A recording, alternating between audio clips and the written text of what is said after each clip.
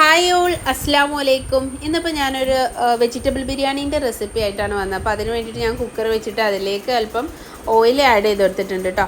ഇനി അടുത്തായിട്ട് ചെറുതായി കട്ട് ചെയ്ത സവാള, പിന്നെ കട്ട് ചെയ്ത ഒരു തക്കാളി, പിന്നെ ചെറുതായി കട്ട് ചെയ്ത ഉരുളക്കിഴങ്ങ്, ഒരു പച്ചമുളക്, പിന്നെ ജിഞ്ചർ ഗാർലിക് പേസ്റ്റ് അത് ഞാൻ ഈ കുക്കറിലേക്ക് ഇട്ട് കൊടുത്തിട്ടുണ്ട്. ഇനി അടുത്തതായിട്ട് ഗ്രീൻ പീസ്, അതുപോലെ ബീൻസ്, പിന്നെ ക്യാരറ്റ്, ബീൻസും ക്യാരറ്റും ചെറുതായി കട്ട് ചെയ്തതും ഗ്രീൻ പീസ് കൂടി ഇതിലേക്ക് ഇട്ട് കൊടുത്തിട്ടുണ്ട്. ഇനി ഞാൻ ഇതിലേക്ക് അല്പം മസാലകൾ ചേർത്ത് കൊടുക്കാം. അപ്പോൾ അതിന് വേണ്ടിയിട്ട് ഫസ്റ്റ് ബിരിയാണി മസാല, പിന്നെ ആവശ്യത്തിന് മഞ്ഞൾപ്പൊടി, പിന്നെ അല്പം ഗരം മസാല ചേർത്ത് കൊടുത്തിട്ടുണ്ട്.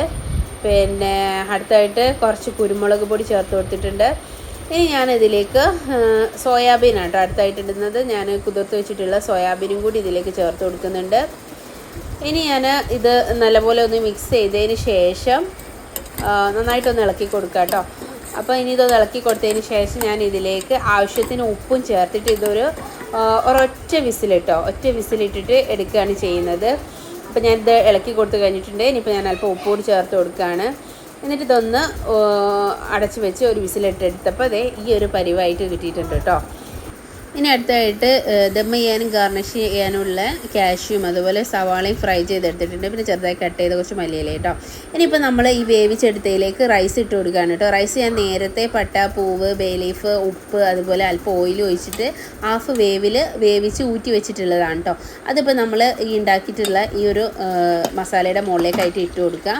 പിന്നെ നമ്മൾ ഈ കാഷ്യൂം അതുപോലെ ഫ്രൈ ചെയ്ത് വെച്ചിരിക്കുന്ന സവാളയും ഇതിൻ്റെ മുകളിലായിട്ട് ഇട്ട് കൊടുക്കുക കേട്ടോ. ഇനി ഞാൻ കുറച്ച് ബിരിയാണിയുടെ മസാലയും ഞാൻ ഇതിൻ്റെ മുകളിലായിട്ട് ഒന്ന് സ്പ്രെഡ് ചെയ്ത് കൊടുക്കുന്നുണ്ട്. ഇതിന് ശേഷം ഞാൻ വീണ്ടും അടുത്ത ലെയർ റൈസ് ഇട്ട് കൊടുക്കും. വീണ്ടും ഇതേപോലെ തന്നെ നമ്മൾ കാഷ്യൂം അതുപോലെ മല്ലിയുടെ ഇലയും ഫ്രൈ ചെയ്ത് വെച്ചിരിക്കുന്ന ആ ഒരു സവാളയും കൂടി ഇട്ട് കൊടുത്തിട്ട് ഞാൻ ഇത് അടച്ച് വെച്ചിട്ട് ജസ്റ്റ് ഒരല്പം കേട്ടോ, ഒരു 2 മിനിറ്റ് അത്രയേ ഉള്ളൂ, ഒന്ന് ലോ ഫ്ലെയിമിലിട്ടിട്ട് ഒന്ന് ഗ്യാസ് മേലെ വെച്ചിട്ട് എടുക്കുകയാണ് ചെയ്യുന്നത്. അപ്പോൾ ഞാനിതിപ്പോൾ എല്ലാം ഇട്ട് കൊടുത്തിട്ടുണ്ട്. എന്നിട്ട് ഞാനിതൊന്ന് അടച്ച് വെച്ചിട്ട് ഗ്യാസ് മേലെ ജസ്റ്റ് കേട്ടോ ഒരു 2 മിനിറ്റ് അത്ര മതി. ആ ഒരു ചൂടിൽ ഇതിട്ടതിന് ശേഷം നമ്മളിത് ഓപ്പൺ ചെയ്തിട്ട് ഇത് നന്നായിട്ടൊന്ന് മിക്സ് ചെയ്തെടുക്കുക കേട്ടോ. നമ്മളെ മസാല എല്ലാ ഭാഗത്തും ആവുന്ന കോലത്തിൽ ഒന്ന് മിക്സ് ചെയ്തെടുക്കുക. ഇത്രയും സിമ്പിളാണ്, പെട്ടെന്ന് തന്നെ നമുക്ക് വെജിറ്റബിൾ ബിരിയാണി ഉണ്ടാക്കിയെടുക്കാം. ഞാനിപ്പോൾ ഇത് മക്കൾക്ക് സ്കൂളിൽ കൊണ്ടുപോകാൻ വേണ്ടിയിട്ട് ഉണ്ടാക്കിയിട്ടുള്ളതാണ് കേട്ടോ. അപ്പം ഇതാവുമ്പോൾ മക്കൾക്ക് വെജിറ്റബിളും എല്ലാം ഒന്ന് തന്നെ ആയി. അപ്പോൾ നമ്മൾ പിന്നെ വേറൊരു കറി ഉണ്ടാക്കിയൊന്നും ബുദ്ധിമുട്ടേണ്ട കാര്യമില്ല.